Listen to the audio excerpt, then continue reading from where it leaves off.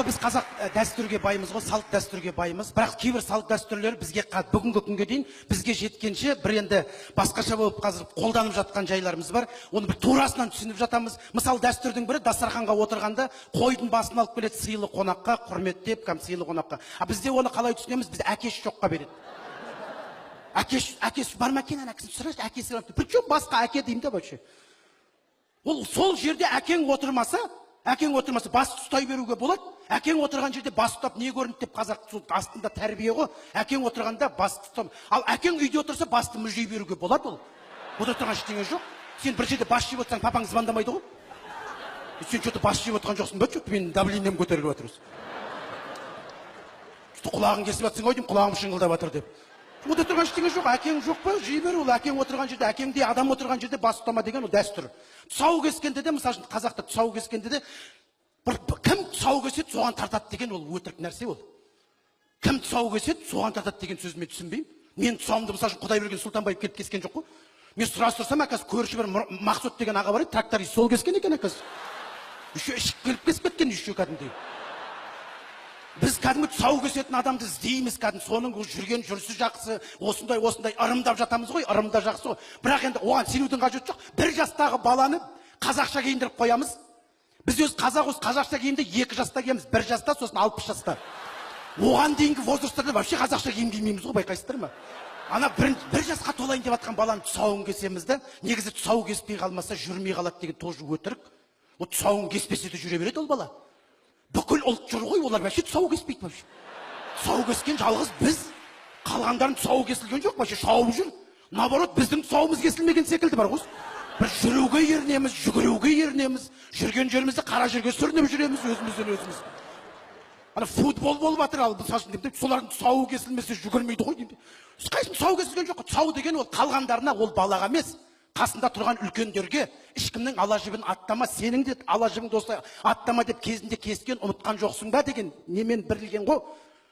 Біз тұсау кескенде 1 жастағы балаға бүдік кесеміз де, айналасынан шуылап, давай, ана бала деп мамасын іздеп атады жаңа.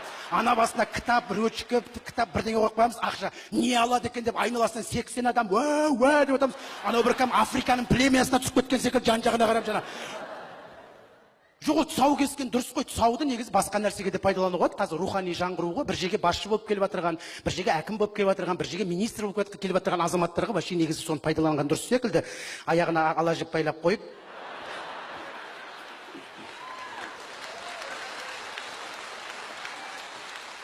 Енді ешкімнің ала жібін аттама деп есін білетін жігіт болса, енді сөйтіп жүреді ғой енді. Сосын ана басына бюджеттарды қойып қойырақ, өзі не таңдайды екен, көрсін, соны істесін деп. Бір әйтеуір реті бар ғой, пайдасы бар ғой деймін де, мысал қарап тұрсаңыздар. Ата бір жастағы бала не алып жатырғанын қайдан білсін, мысал деймін де.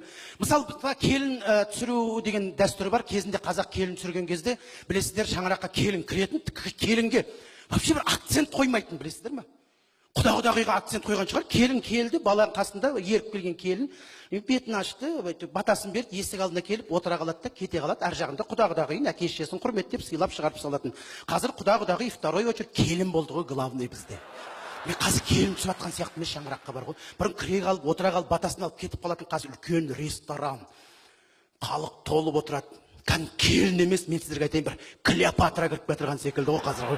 Клеопатра кіріп кетірген сияқты, мына жағында адам толып отырады, мына жағында адам толып. Ана келін кіріп кетеді, қазір келіндер сондай ғой, төбесіне шаңырақпен, оны бірдеңенің ішіне алып кетеді. Мына жағында 10 қыз, мына жағында 10 қыз.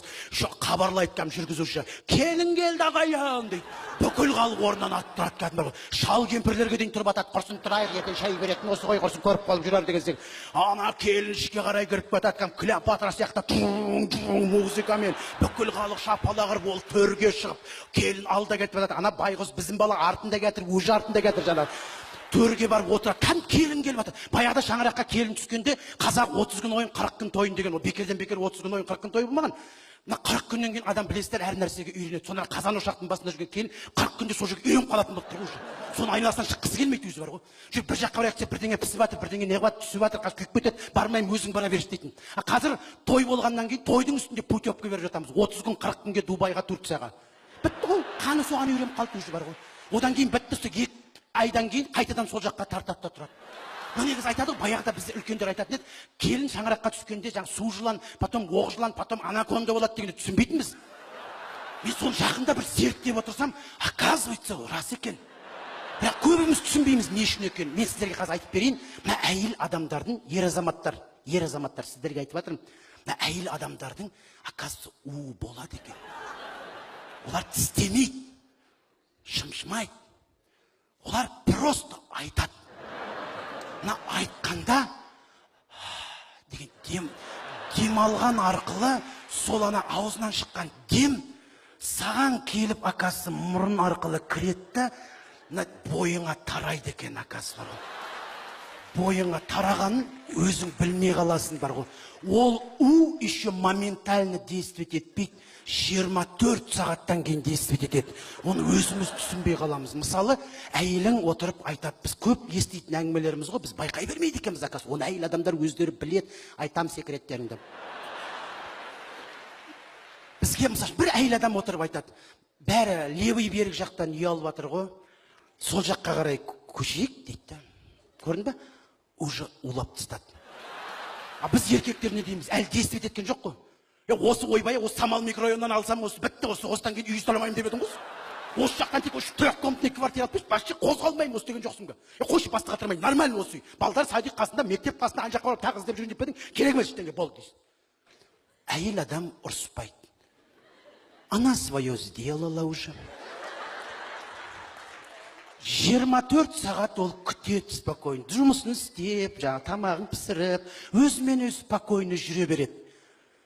24 сағатта жаңа умен сенің иммунитетің күреседі. А иммунитет у нас слабый ол жағынан. 24 сағат өткеннен кейін ана у саған действовать ете бастайды. Уже үйге келе жатасың ғой, күнделікті байқамайтын нәрселерді байқай бастайсың уже. Уже саған подъезд ұнамай бастайды уже. Бұрын байқамаған, уже подъезд ұнамайды саған. Уже келсең, лифт акасы ұзақ екен ғой акасы. Бұрын байқаған, уже нервін жетіп атсың, уже удействовать етіп атыр саған уже. Үйге кіресің, үйдің потологы низкий секілді. Что-то давит, ана удействовать етіп атыр саған бар ғой. Бір үйдің ішіндегі бөлме ас секілді, балдар көйтетіндер жар деп.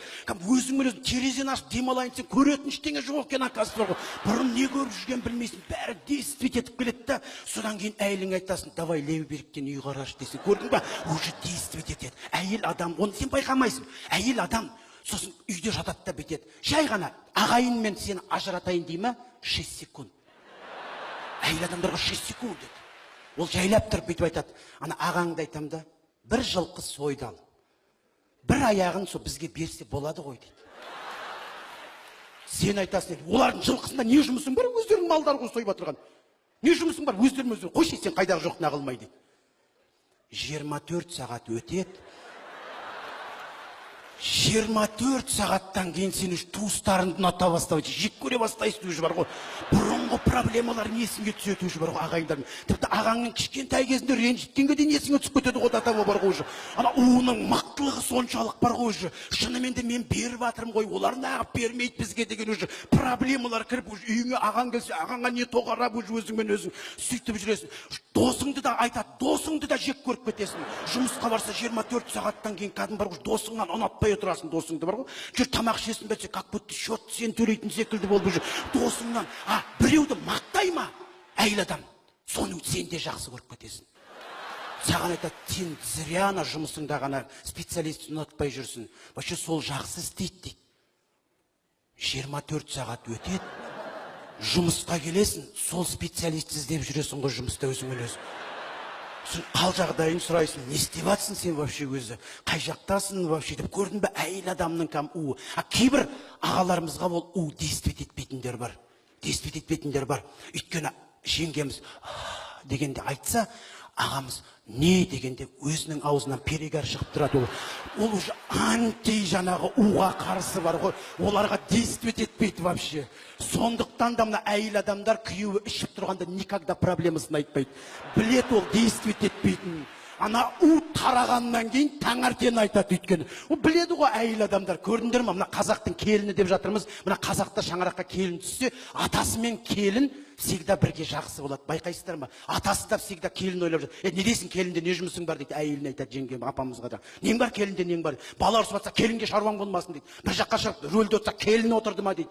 Әйел ренжіп жатады. Мен нағыз емессің, құрсын қосам дейді. Сен отырсың ғой, адам сөйлеп отырсың ғой, сен осында отырған біліп отырмын ғой.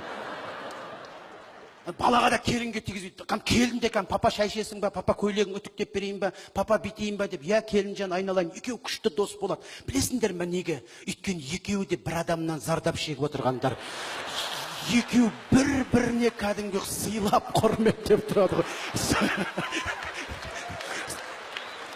Сондықтан да әрқашан мен әзірше үшеуін айтайын, келесі концертте қалғанын айта жатармын. Осы дәстүрлердің әр нәрсені орнымен пайдаланғанымыз дұрыс деген ойдамын. Рахмет, әрқашан құрметтеп жүрейік. Дәстүрді ұмытпайық.